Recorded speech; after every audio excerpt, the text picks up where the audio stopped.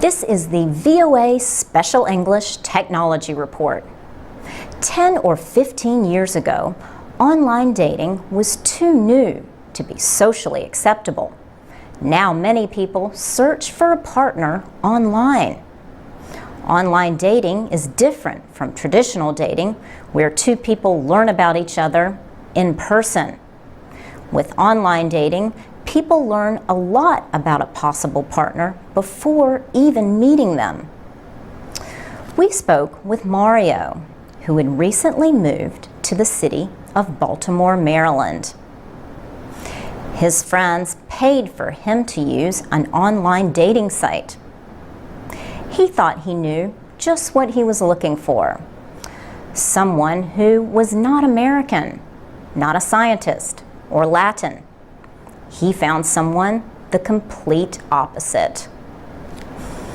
Opposites attract is a popular saying. But online dating companies do not think so. They say the more alike two people are, the more likely they are to have a relationship that lasts. One of the largest online dating sites is eHarmony. It asks people to first answer more than 400 questions. A secret mathematical algorithm then uses the answers to match people. An algorithm is a step-by-step process for solving a problem. Gian Gonzaga is the Director of Research and Development at eHarmony. He told us two people do not have to be similar in everything.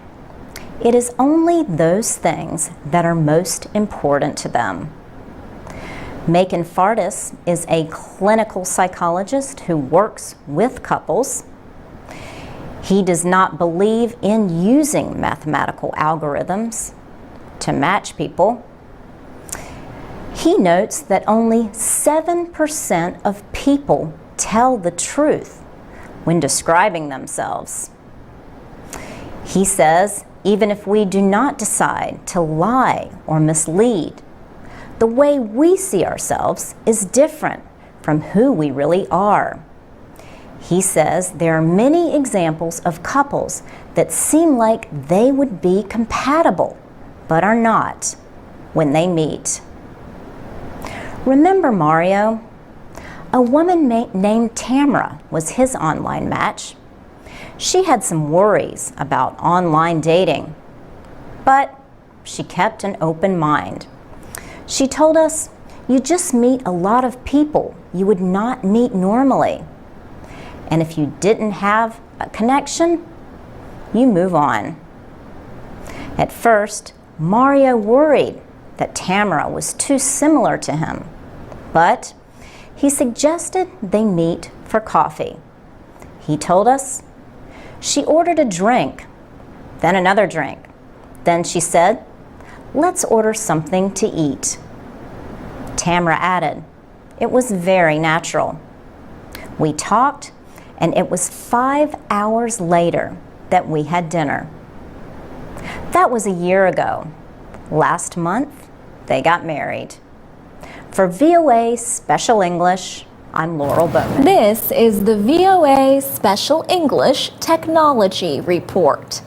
Students from Arizona State University won top honors this spring at the Imagine Cup Finals in the United States. Microsoft Corporation organizes the competition every year. The Imagine Cup asks students to use their imaginations and their love of technology to solve some of the world's biggest problems. More than 100,000 students in the United States alone registered for the event this year. 22 teams were chosen to take part in the finals in Seattle, Washington. Team Flash Food won first place in the Imagine Cup's software design competition. The team developed a computer software application and website to help speed food donations from restaurants, hotels, and farmers markets to needy families. Eric Lenhart is the leader of Team Flash Food. He says food insecurity affects a lot of people, especially in large population centers. He notes that some people do not know where their next meal is coming from. His team's winning mobile application and website is designed for operators of restaurants. They can enter information about the food they would like to donate. Then, volunteer drivers go to pick up the donations and take them to those in need. Richard Philly is director of the Engineering Projects in Community Service program at Arizona State. Team Flash Food is one of the program's 37 projects. Richard Philly says winning the Imagine Cups software design category is a major honor. But, he says, it is not what energizes his students. He says they want to change the world and make a difference. Microsoft is celebrating the 10th year of the Imagine Cup. Mark Hinsbo is a vice president with the company. He says the competition has changed a lot since it first began. Years ago, it mainly involved computer science, and almost all of the students had a computer science education. Mark Hinsbo says the students who compete now have different areas of expertise. For example, Team Flash Food had a student who studied biomedical engineering. Another student studied marketing and sustainability. Yet another studied material science and engineering. For VOA Special English, I'm Alex Villarreal. You can find more stories about the Imagine Cup at voaspecialenglish.com. This is the VOA Special English Technology Report. You could fill the sky with all the ideas people have had for flying cars. But at this point, the transition is the closest to actually getting to the marketplace. So says Carl Dietrich, head of Terrafugia. His company in Massachusetts is developing the transition roadable aircraft. Mr. Dietrich says the transition is designed to really be a general aviation airplane, like a Cessna or a Piper, a propeller-powered airplane that can fold up its wings, drive down the road, and park in a single-car garage. And he says the transition easily changes to a car in about 20 seconds. The driver folds up the wings and transfers power from a propeller to the wheels for driving on the ground. Development began in 2006, and the first road and flight tests took place in 2009. The transition had to meet federal safety standards for cars and aircraft. Last year, the Federal Aviation Administration agreed to let it weigh more than other light sport aircraft. But even fully loaded, says Mr. Dietrich, it still weighs about half as much as an average car. The windows, for example, weigh less than traditional automotive safety glass. Terrafugia got permission for that in June from the National Highway Traffic Safety Administration. Carl Dietrich says the aircraft can climb to more than 3,000 meters. It can carry 2 people at speeds over 160 kilometers an hour in the air. And on the ground, it can drive at highway speeds, around 113 kilometers an hour. The plane needs an airport for takeoffs and landings, and pilot training for the driver. But it uses automotive gasoline.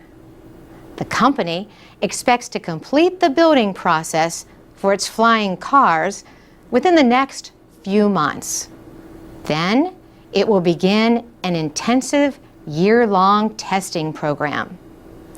Terrafugia expects the transition to reach market by the end of 2012 at a price of around $250,000. Carl Dietrich says nearly 100 people have already signed up as buyers. He hopes to sell as many as 1,000 a year in the near future. He says that will not have any appreciable or noticeable impact on the air traffic control infrastructure in the foreseeable future today. Now, 20 years down the road, who knows? For VOA Special English, I'm Carolyn Presutti. For more technology stories and activities for people learning English, go to VOA Special English. I'm Carolyn Presutti with the VOA Special English Technology Report. A new survey finds that more than 80% of Internet users in the United States search for health information online. The survey is from the Pew Research Center's Internet and American Life Project and the California Healthcare Foundation. Susanna Fox from the Pew Internet Project says doctors are still the main source of health information. But the survey found that searching online is one of the leading ways that people look for a second opinion. She said people are fact-checking what they have heard from a doctor. However, people are still very likely to turn to a health professional when they are planning a treatment. 44% of people are actually looking for doctors or other providers when they search for health information online. Another finding of the survey, 2/3 of Internet users look online for information about a specific disease or medical condition. The Internet has also become an important source of emotional support for people with health problems. Susanna Fox says 1 in 5 Internet users has gone online to find other people who have the same condition. She said even more people with serious or rare diseases go online to find other people who share their health concerns. A disease is considered rare if it affects fewer than 200,000 people worldwide. The rise of social networking has made it easier for people with rare diseases to connect with each other and feel less alone. Social networking is also changing the way some doctors and patients communicate with each other. Dr. Jeff Livingston operates a medical center for women in Irving, Texas. His office uses password-protected software to share information with patients. He says they provide patients full access to their medical care. Dr. Livingston says the software has increased efficiency, reduced costs, and improved relations with patients. He says It has just revolutionized the way we do healthcare. His medical center also has a Facebook page, a MySpace page, and a Twitter feed. For VOA Special English, I'm Carolyn Presutti. We would like to hear your stories about going online to search for health information. There's a lot of information out there. How do you know if you can trust what you find? You can also post your comments on our website, voaspecialenglish.com. This is the VOA Special English Development Report. The name sounds funny, but the idea is no joke. A personal toilet called the pee-poo.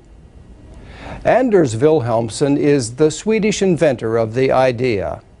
He wants to give poor people in developing countries a simple way to improve their lives. The toilet is a single-use bag made of environmentally friendly plastics. The inside is treated with urea, a chemical commonly used as fertilizer. A natural reaction kills harmful organisms in the waste.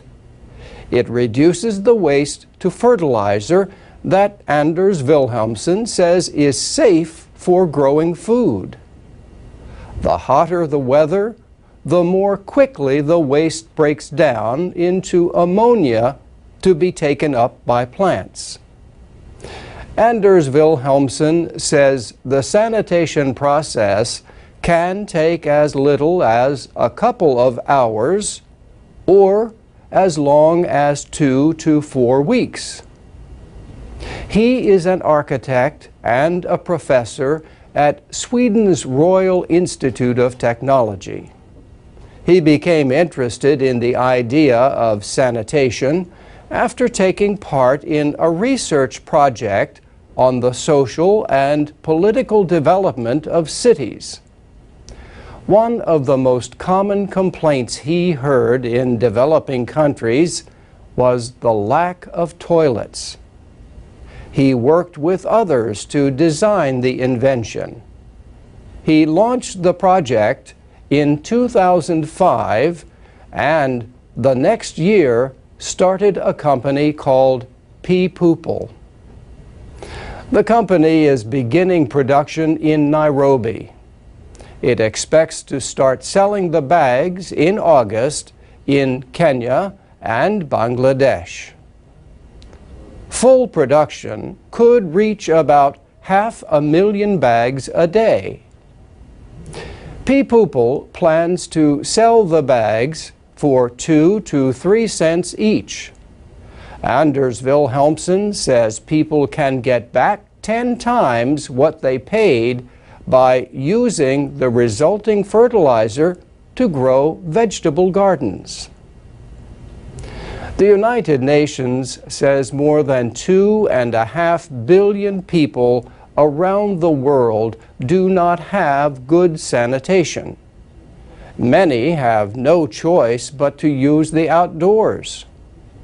Poor sanitation leads to infectious diseases that kill more than 1.5 million people a year, mostly young children. Jack Sim is the founder of the World Toilet Organization, a nonprofit group working to improve conditions. He says the sanitation marketplace and inventions like this one are the best way to help people meet a most basic need. And that's the VOA Special English Development Report. You can find transcripts and MP3s of our programs at voaspecialenglish.com. You can also add your comments. From VOA Learning English, this is the Technology Report in Special English. Once again, consumer electronics topped the list of the most wanted gifts during the holiday season. Steve Koenig is with the Consumer Electronics Association. He says the group's latest research suggests that Americans increased their spending on technology products this year. Tablet computers were one of the best-selling products. Brian Tong is senior editor of CNET.com. The website reports on technology news and examines the latest electronic products. He says the Apple iPad Mini has been one of the most popular tablets. Prices for it start at $329. One of Apple's biggest competitors is the Google Nexus 7. Its prices start at $199. Brian Tong says the Nexus 7 has more powerful hardware than the iPad Mini, and it uses Google Maps.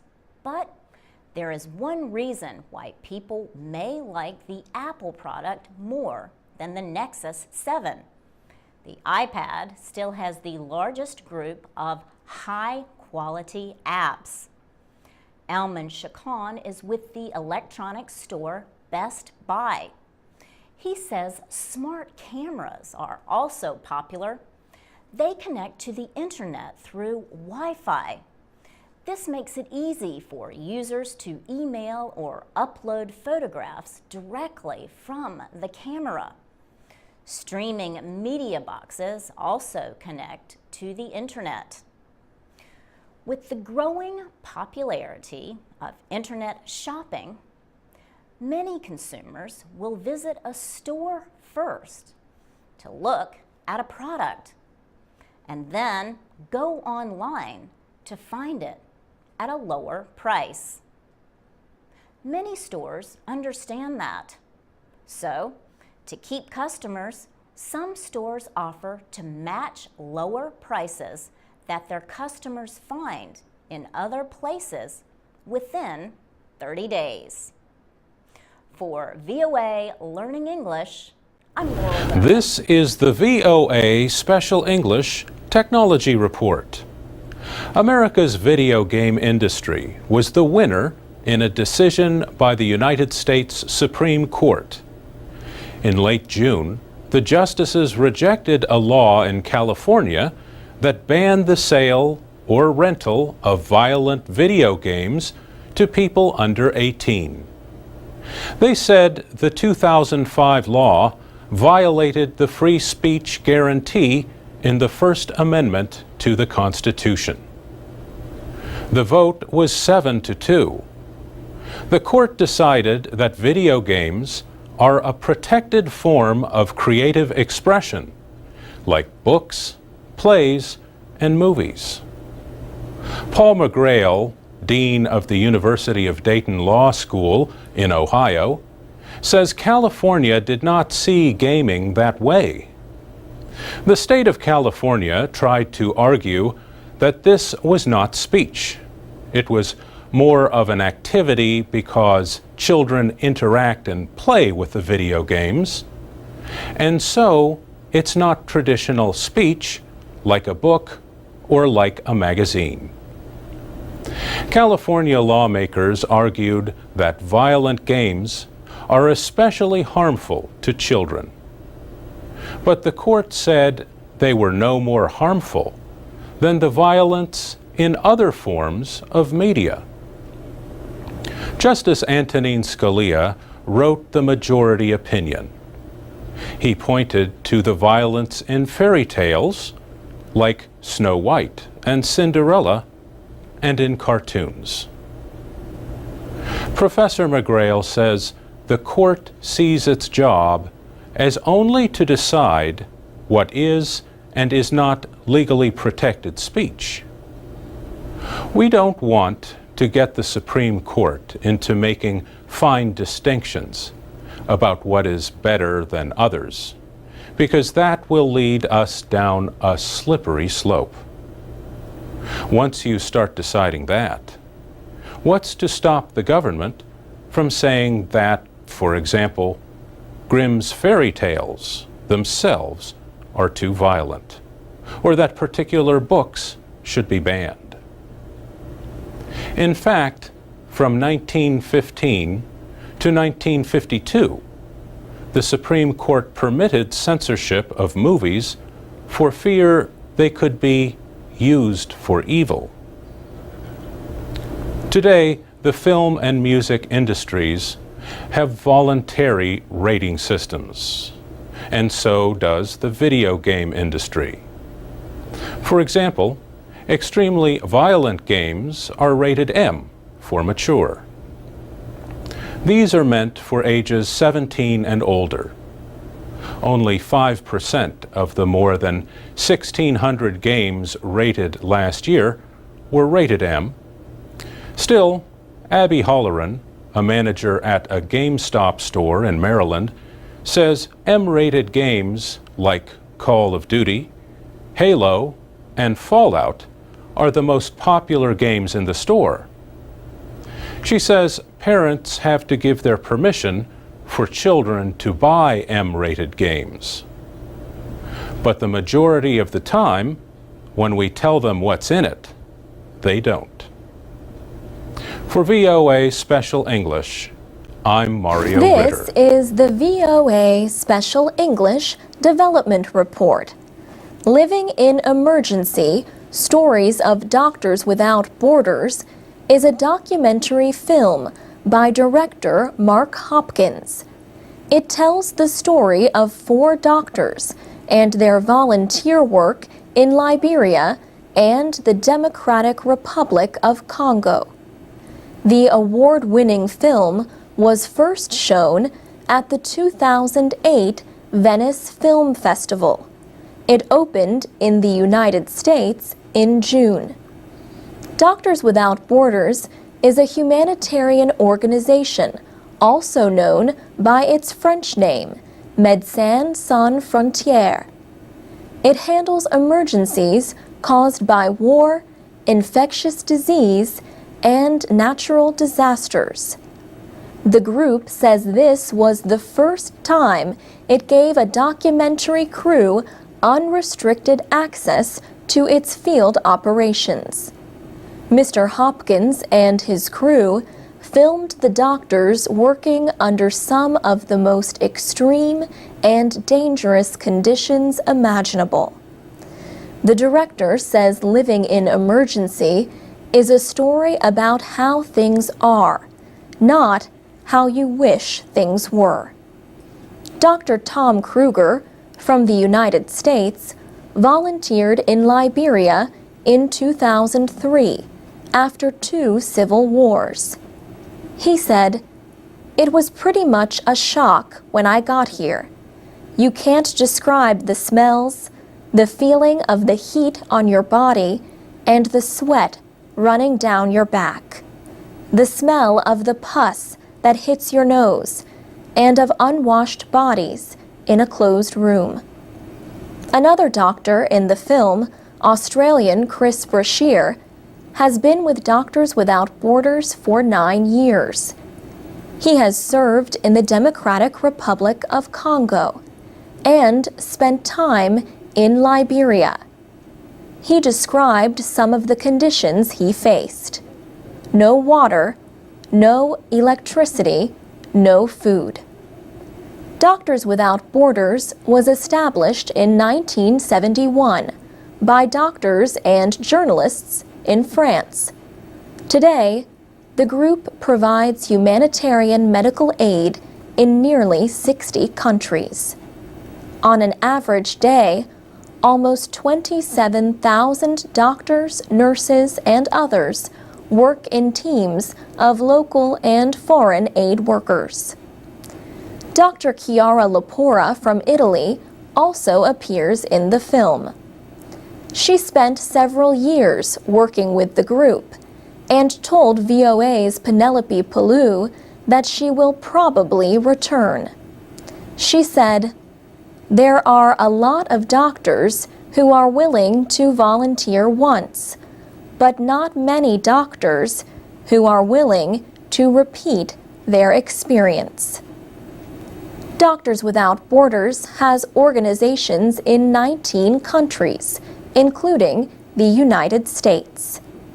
90% of its money comes from private sources. In 1999, the group received the Nobel Peace Prize. And that's the VOA Special English Development Report.